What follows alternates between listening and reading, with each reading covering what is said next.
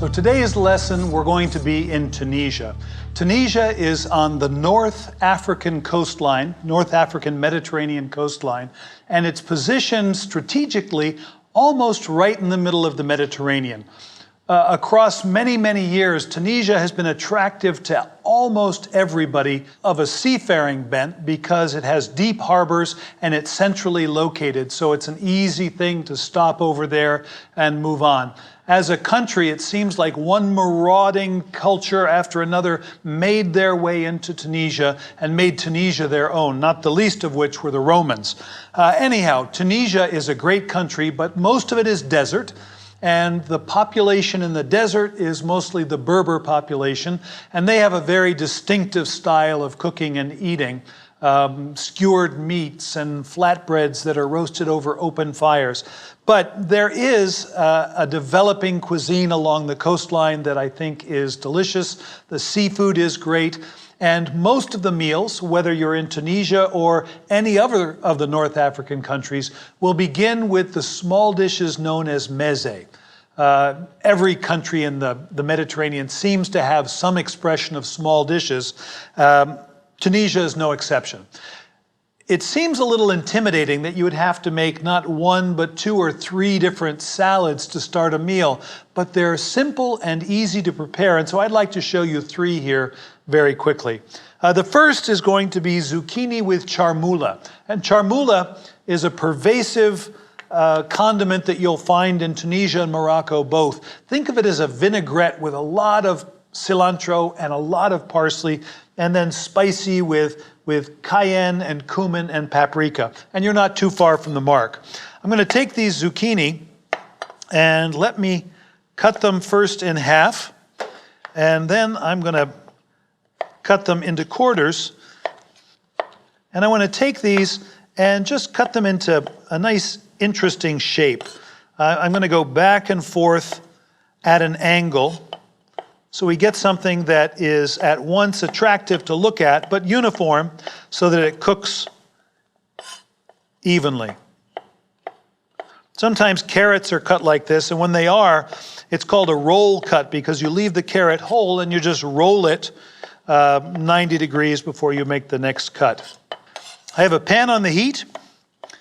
The pan is already hot, and we're going to saute this zucchini in that pan, and then we'll build a dressing right in the pan. So first things first, a little bit of olive oil.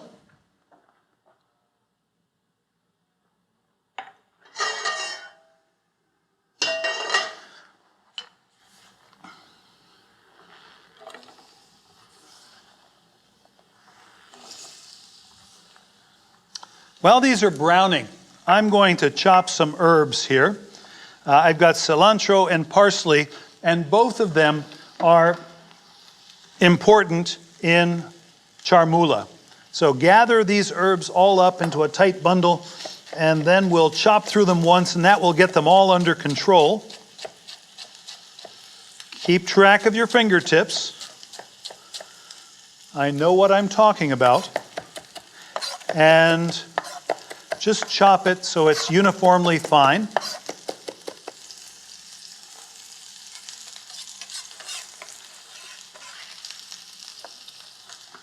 Okay, so the herbs are chopped. I'm going to season this with a little bit of salt and pepper.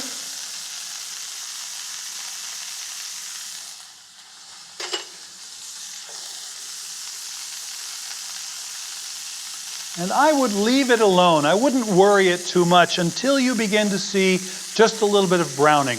I have the heat all the way up now, and when we see browning, then we can reduce it just a little bit.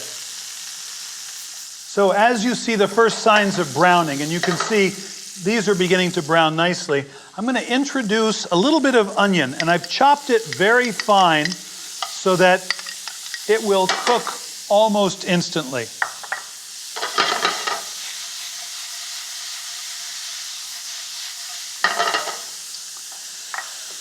Once the onion turns translucent, in goes some garlic. And once that garlic is aromatic, we can begin to add the spices. Now, before they go in, just a word of caution.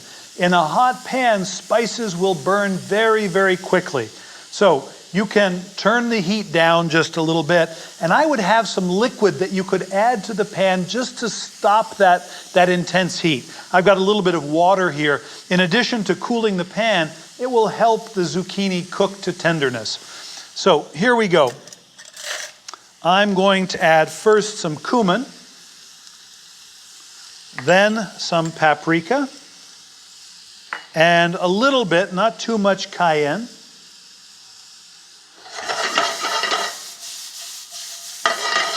We'll just wake those flavors up. Once they're aromatic, in goes a little bit of water. That will guarantee that the squash is cooking properly and it gets tender. I'm going to put all of the herbs in that we've chopped. And at this point, I'm going to turn the heat off. And we just need to do a little bit of fine tuning. I'm going to add some lemon juice.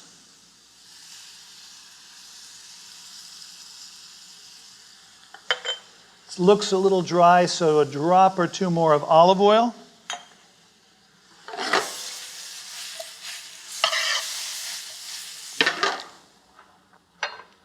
And that salad is done. I would eat this at room temperature. So take it from the pan, get it all ready to go to the table.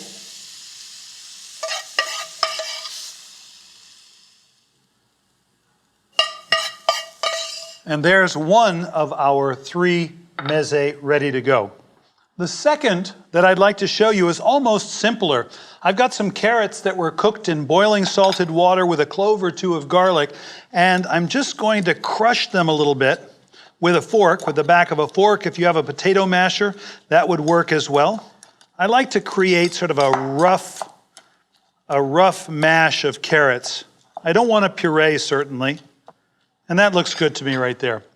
I'm going to make a dressing to go on to this. And the dressing starts as oil and vinegar, or if not vinegar, a little bit of lemon juice. Oil and lemon juice. And to that, garlic and cumin.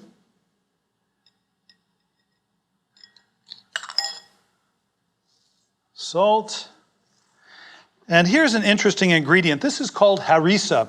Harissa is a chili paste from Tunisia.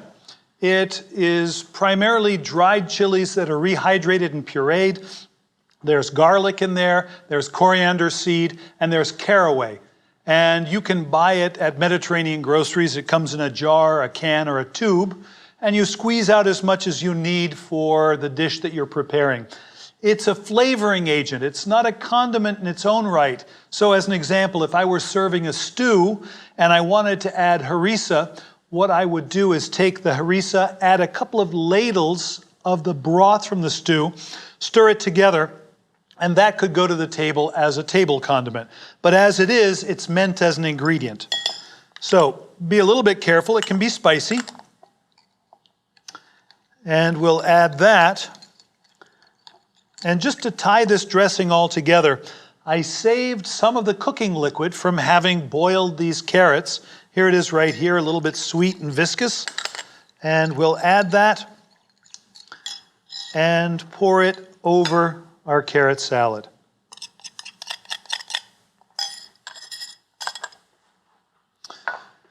So we'll stir this all together.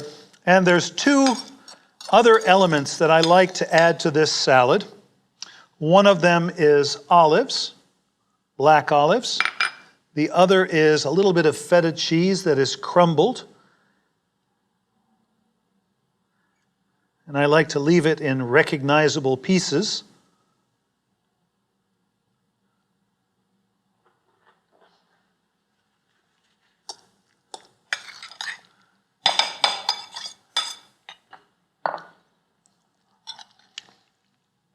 It's a little bit spicy, but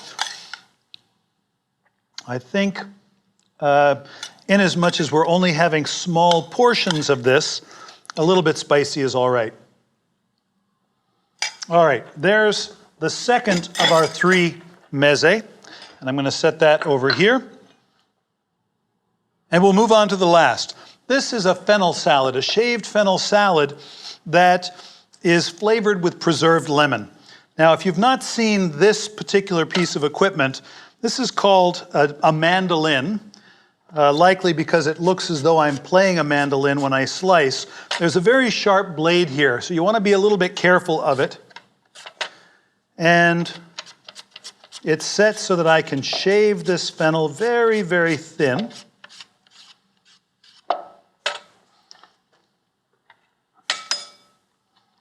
If you're comfortable, you can do it with a knife as well. And we're going to add some preserved lemon to this salad.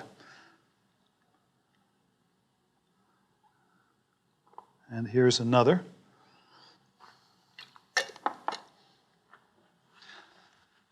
Preserved lemon has been preserved in salt, and I'll show you how to do this in a subsequent show. But when it's done, you should be able to push the flesh from the rind very, very easily. And you can see it just pushes right away.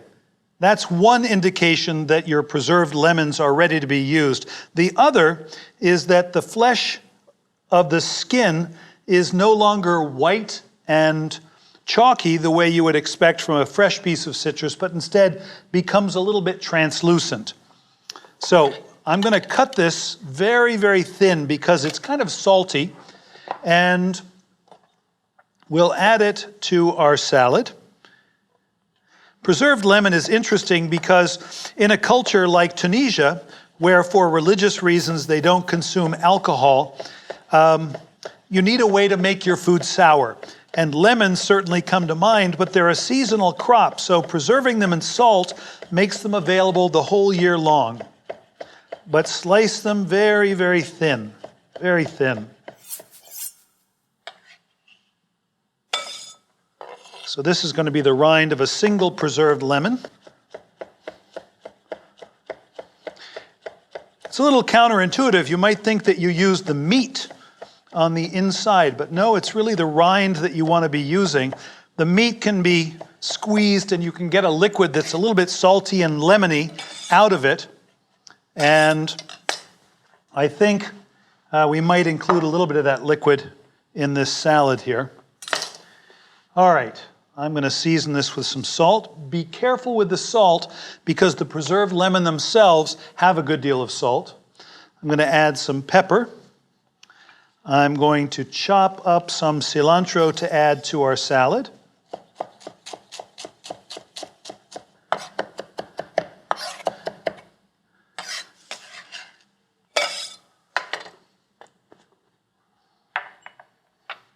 And here, a little bit of garlic.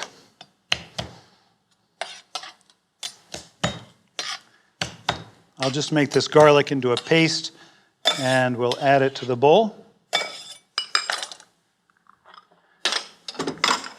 And like our other small salads, I'm going to dress it with olive oil.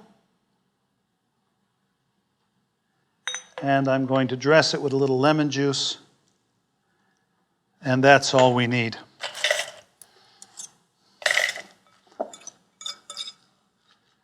Now this salad, because the fennel is raw, probably would benefit from sitting for an hour or so that the salt could start to soften the crisp fennel and make it a little bit more tender. Now, as I said, if it's not too salty and you want to introduce a little bit of this liquid from the preserved lemon, it'll give you a nice lemony flavor, but also bring a certain amount of salt and brininess to this salad. Okay. This is the last of our 3 meze.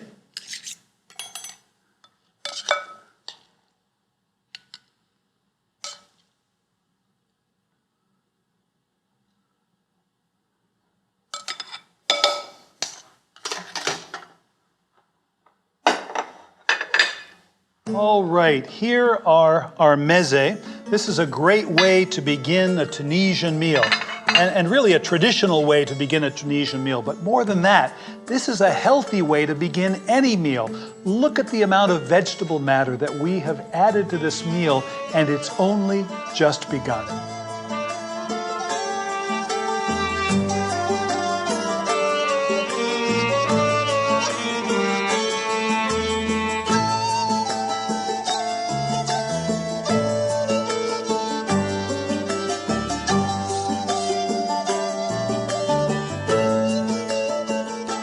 All right, next I'd like to make a pastry for you. This is a savory pastry, and you could easily consider it to be the national pastry of Tunisia. It's called brik, and it has inside a number of different things, but typically it starts with potato.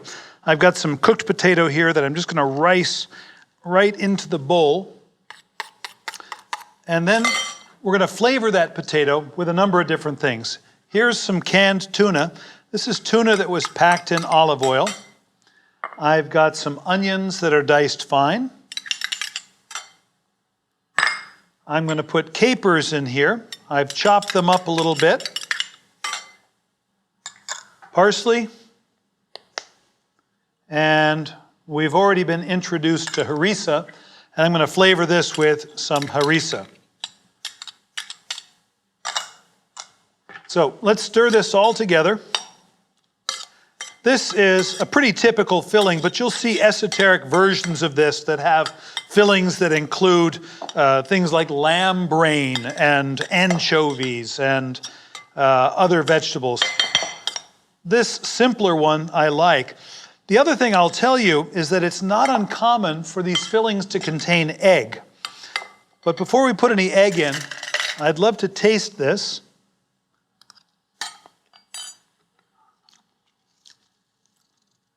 And make sure that I'm happy with the flavor. A little bit of lemon, a little bit of salt. There's plenty of heat from the harissa. This is our filling right here.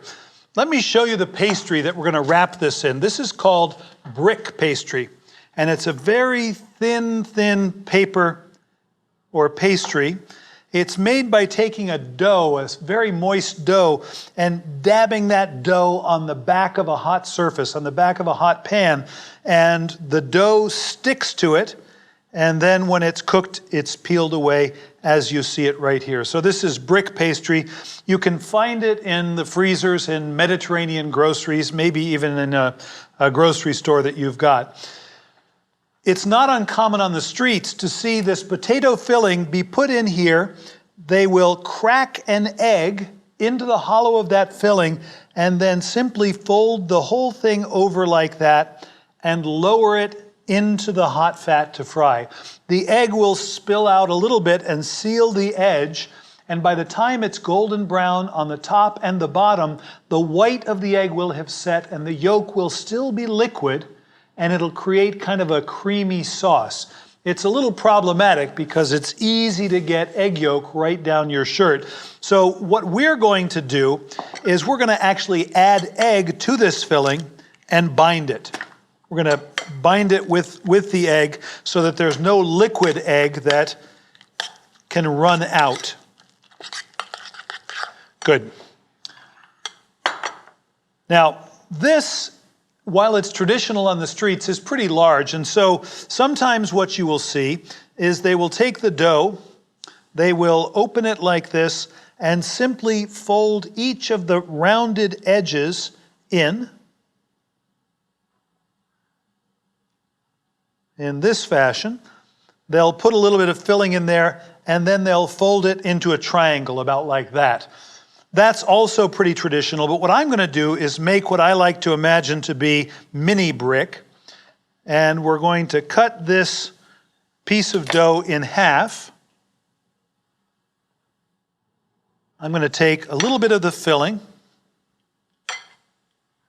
and just put it right here. I'll do the same here. And what we're going to do is I'm going to moisten the edges with water so that it sticks to itself, using the pastry brush that I was born with. And I'm just going to fold this over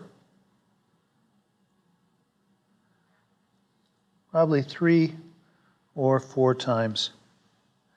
And there is one mini brick ready to be fried, and here the second.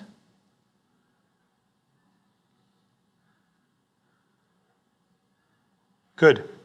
I have some oil here. It is hot. I'll just check the temperature quickly. Perfect. And what I would like to do is just lower these brick into the hot fat. So, lay them in away from yourself. Don't splash hot oil on yourself. The nice thing about this pastry, and I'll just show you another slice here while we're waiting for these to fry, is that it comes to you frozen, and unlike phyllo pastry, which can be a little temperamental, this stuff is pretty forgiving. You can wad it up like this, and it will open up again. This one got folded back on itself somehow, but even then you should be able to peel it apart. Oftentimes I will use this to wrap a piece of fish in, or some sort of sweet preparation. Maybe there's some fruit that gets put in here and wrapped and fried. It's a nice pastry to have on hand. The oil that I'm frying these at was probably around 370 degrees, something like that, and that's just about right for deep fat frying. You can see these are browning beautifully. They held together nice. That liquid egg in the filling sort of spills to the edge and just seals the edges. And when you get a nice golden color, then just drain any excess oil from these, first over the pan and then on an absorbent towel.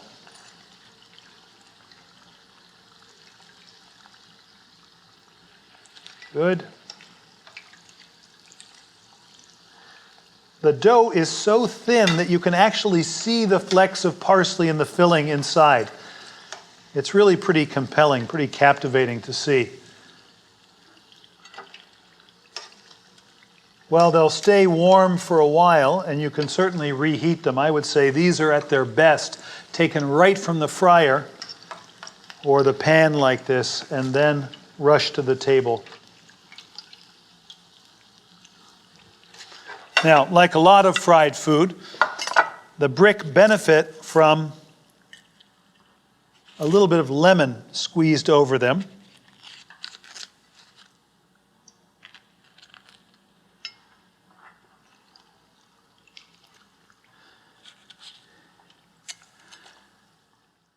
And if I were you, and in some sense I am you, I'm the chef, when you take the last thing from a pot of hot oil, always remember to turn the oil off. Never walk away and leave it unattended, because that's a recipe for disaster.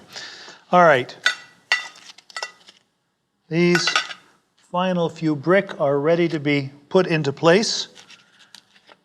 We're building this house out of brick. I apologize for that.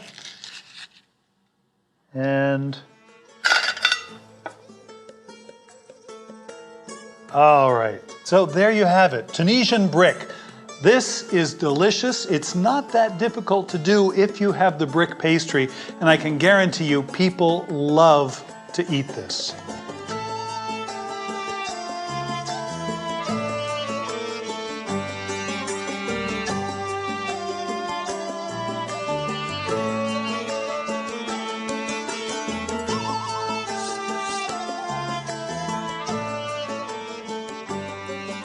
Next, I'd like to make a tagine for you. Maybe you've heard of tagines before. You might have even ordered a tagine, and it could surprise you if one day you get a dish that is presented very much like this dish right here, and when they lift the lid, inside is a liquid stew, either with fish, vegetables, or maybe lamb.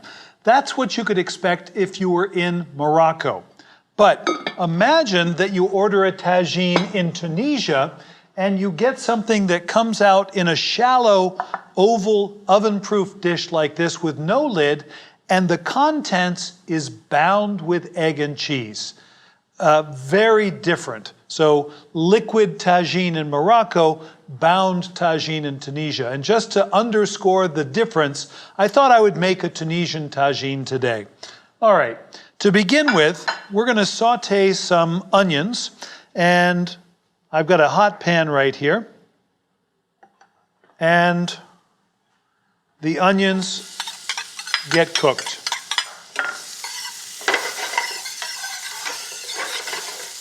We'll give them just a second so that they can become translucent. I love the fact that they can give up that harsh, biting, sulfurous quality. That's driven off by the high heat of the pan before anything else is added. Now, our tagine is going to have lamb in it, and so I have some ground lamb, and we'll cook that next.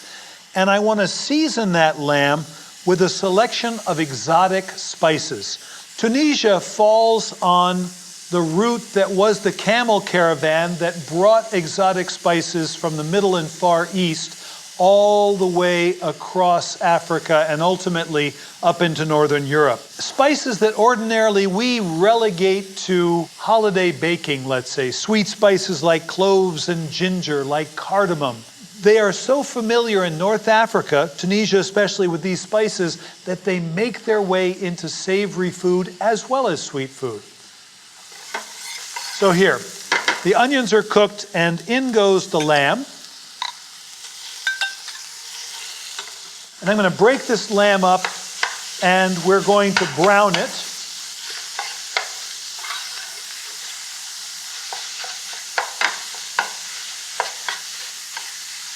Lamb is a popular meat in Tunisia. A large percentage of the population, the Berber population, was originally nomadic. And if you're nomadic, really the easy way to feed yourself is to let your food walk from point A to point B, and then when you arrive, and you take the meat and you cook it quickly over a fire. So lamb speaks to that. Lamb is taken while it's young, so you don't have to worry about having enough pasture land or forage to feed an older animal. As interesting as all that is, lamb is also delicious, and I think that's what's important here. Okay, this lamb is probably about halfway cooked. We're going to season it with these spices, as I said. Here, I've got cardamom, a sweet spice with sort of a camphorous quality. Here, clove, very sweet, almost an antiseptic quality to it. It has like a numbing effect. Ginger, which is very peppery. I've got cumin. I've got cinnamon, both of which I think you're probably familiar with. Coriander, which is the seed from cilantro, has kind of a citrusy quality, and then black pepper. All of these spices are going to make their way into the pan, but especially cumin. I want to make sure that there's a good amount of cumin in here. And then, if you want this preparation to be a little bit richer, you can add a little bit of saffron as well. And I've soaked that saffron in water.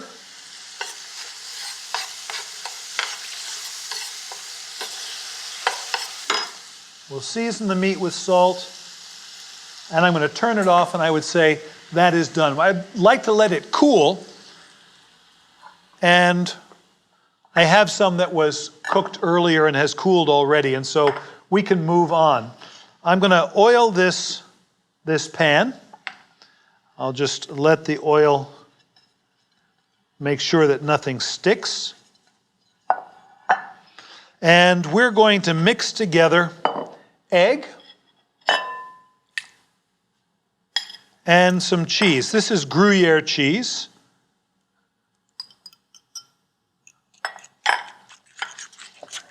It's this egg that's going to bind our tagine all together.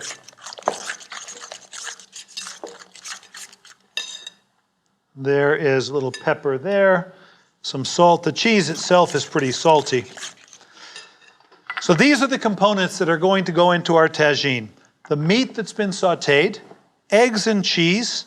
I have some ricotta cheese here as well, and then finally some hard-boiled eggs that we'll add as a filling. So here we go.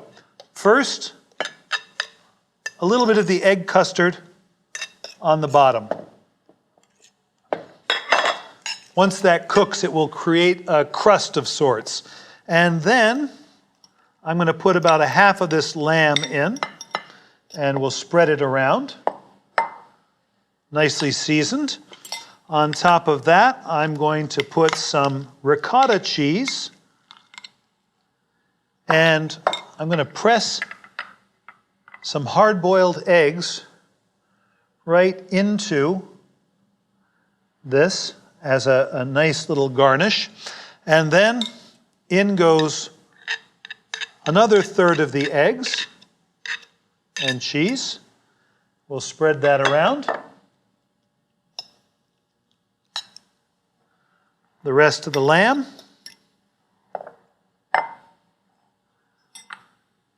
And while I can still see where those first hard-boiled eggs are, I'm going to put these others in between.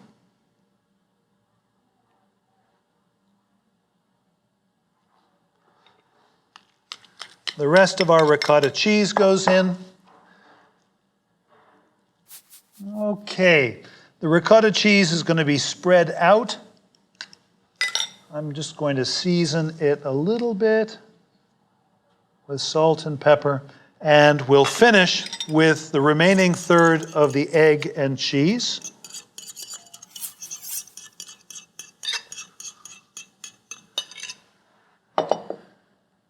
Spread that evenly over the top, and this tagine is ready to go into an oven at about 375 degrees for, I would say, about 30 minutes. You want to make sure that the egg is all cooked, that this becomes firm. So before it goes into the oven, if you have allowed any of the filling to splash up on the side, it's a nice idea just to wipe that down, because what will happen is that will bake on and make a big mess on your dish when you finally take it from the oven. All right, let's go to the oven. And I'm going to take this and put it into the preheated oven, as I said, for about 30 minutes. I have one here that is already baked. And let me bring it over so you can see what it looks like. The cheese browns beautifully. All it needs is a little bit of chopped parsley as a garnish. And now you know what Tunisian tagine is and how it's distinct from Moroccan tagine. I would eat this while it's still warm from the oven, but if it's allowed to come to room temperature, it's not a problem. It will still taste delicious.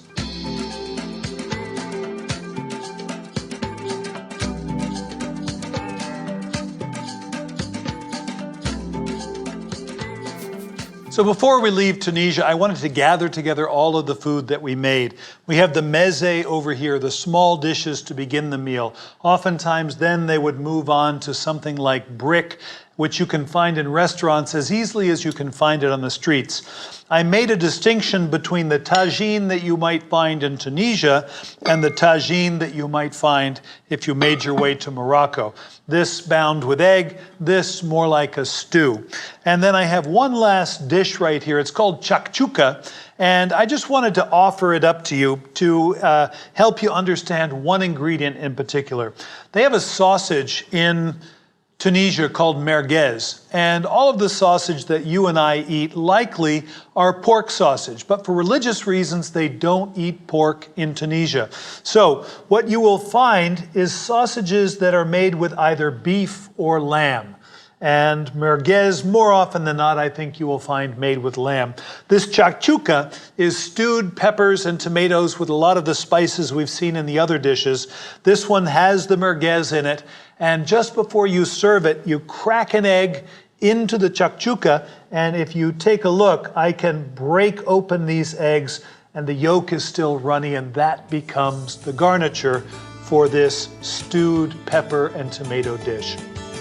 So that's Tunisia. The preparations are simple. This is really ground zero for some food that's a little bit spicy. So you'll taste it here, you'll taste it here, and likely what's responsible is harissa.